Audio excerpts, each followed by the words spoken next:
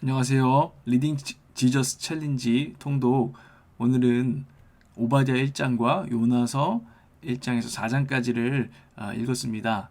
우리 함께 좀 나눔하면서 오늘 또 기도로 나아갔으면 좋겠습니다.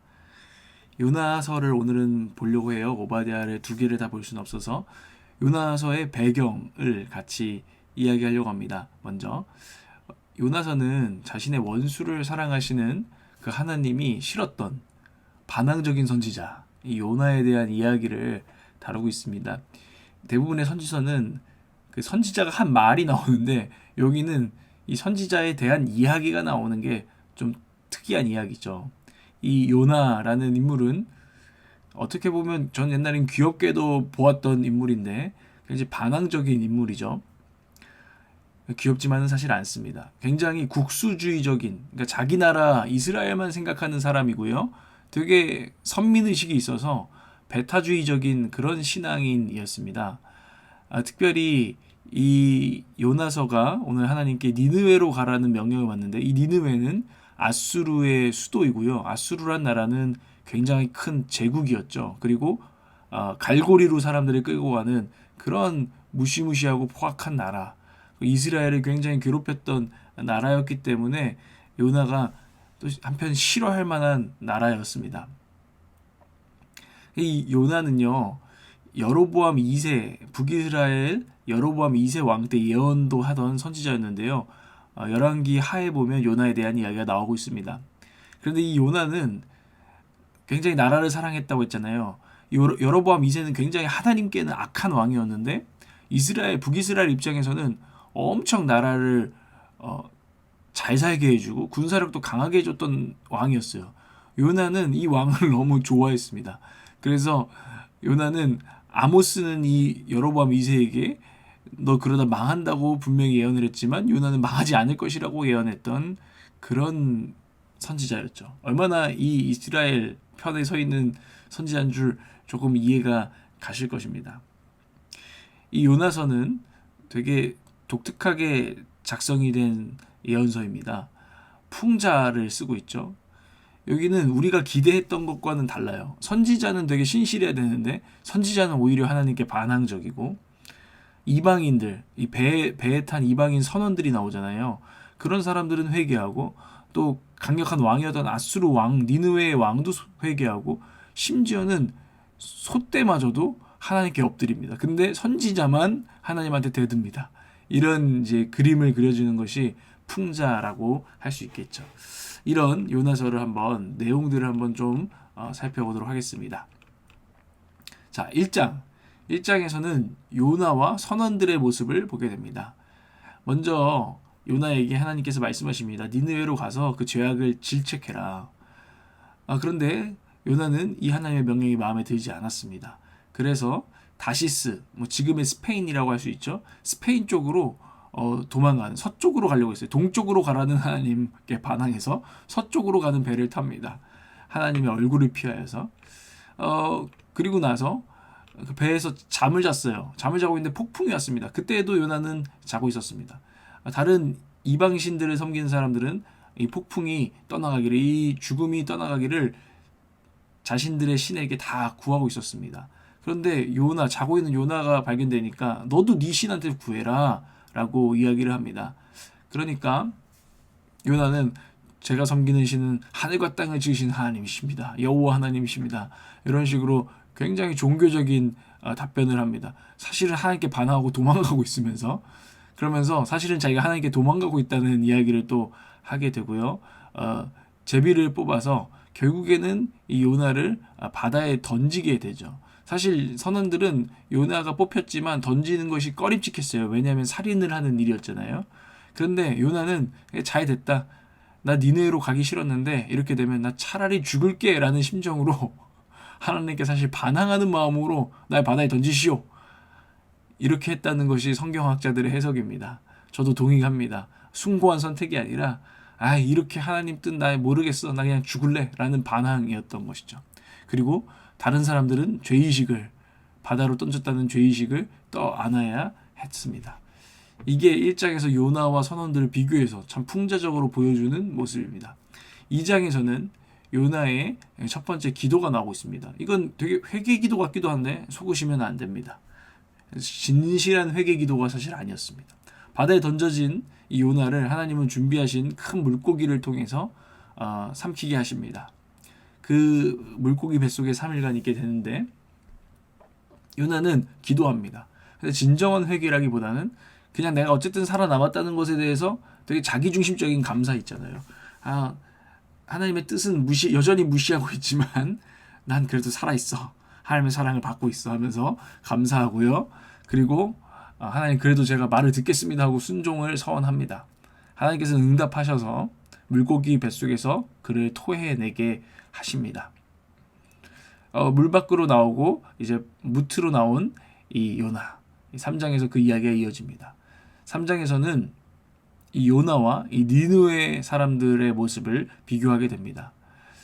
하나님은 다시 말씀하시죠. 니느웨로 가라 요나야. 거기서 외쳐라. 그래서 투덜투덜 요나는 니느웨로 갑니다. 엄청 큰 성읍이었어요. 다 돌아서 구석구석 아무도 듣지 못한 사람이 없게 메시지를 전하려면 설교하려면 3일 동안은 돌아다녀야 했습니다. 그런데 요나는 그렇게 하지 않죠. 하루만 돌아다닙니다. 그리고 설교를 정성스럽게 준비했을까요? 아닙니다. 딱 5마디짜리 설교를 준비합니다. 5단어짜리 설교. 여러분도 이렇게 설교하시면 좋아하실 것 같은데 5마디 설교. 40일이 지나면 니느웨가 무너지리라. 굉장히 짧습니다. 니느웨의 죄가 무엇인지, 그리고 우리는 어떻게 반응해야 하는지, 그리고 우리에게 회개하라고 돌아오라고 하는 신은 누구인지, 하나님에 대한 이야기, 정보들이 전혀 없습니다. 그냥 40일이 지나면 니느웨가 무너지리라. 그런데 이 짧은 설교의 역사가 일어납니다. 그럼에도 불구하고 백성과 니느웨의 그 교만했던 힘센 왕, 잔인한 왕, 그리고 모든 소떼 짐승까지 하나님 앞에 금식하며 회개하는 역사가 일어납니다. 요나는 무너지리라 라고 설교했는데 이 무너지리라 라는 말은 뒤집어지다, 변하다, 달라지다 라는 또 다른 말로 해석이 된답니다. 결국에는 요나의 의도와 상관없이 이들이 회개하는 모습을 보게 됩니다. 4장에서 요나의 두 번째 기도가 나오고 그 하나님의 자비에 대한 불만을 표하는 기도가 나옵니다.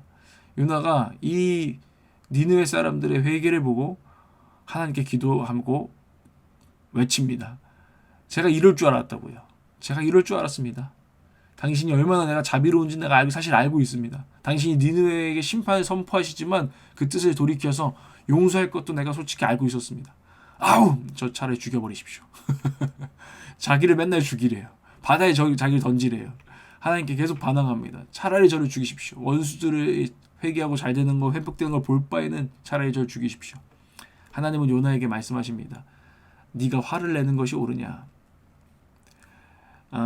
그리고 나서 요나는 이 성 밖을 나갑니다. 그리고 니느웨 성 밖에서 다시 두고 봅니다. 혹시나 그래도 하나님께서 이 니느웨를 심판하실 것을 기대하면서. 그런데 매우 더웠는데 박넝쿨 이야기가 나오죠. 하나님께서 그늘을 마련하셨습니다. 박넝쿨로. 요나가 그 그늘 밑에서 그래도 좀 시원하게 지켜보니까 참 행복했습니다. 그런데 하나님께서 그 다음 날에는 해가 뜰 때 박넝쿨을 벌레로 갉아먹게 하셨습니다. 벌레를 준비하셔서. 그리고 뜨거운 바람을 또 불게 하시죠. 그러니까 요나가 또 말합니다. 차라리 저 죽이십시오. 나 너무 더워서 죽겠습니다. 하면서 막 또 하나님께 성질을 냅니다. 하나님께서 또 네가 화를 내는 것이 옳으냐? 이야기를 합니다. 그러면서 교훈을 주시죠. 야, 네가 박넝쿨 또 아끼면서 저 지금 네가 보고 있는 성읍, 수많은 사람들과 짐승들이 있는 저 큰 성읍 니느웨를 내가 어떻게 아끼지 않겠느냐라고 하시면서 이 요나서가 마무리가 됩니다. 요나서에서는 우리가 몇 가지를 배울 수 있습니다. 하나님의 주권을 배우게 됩니다.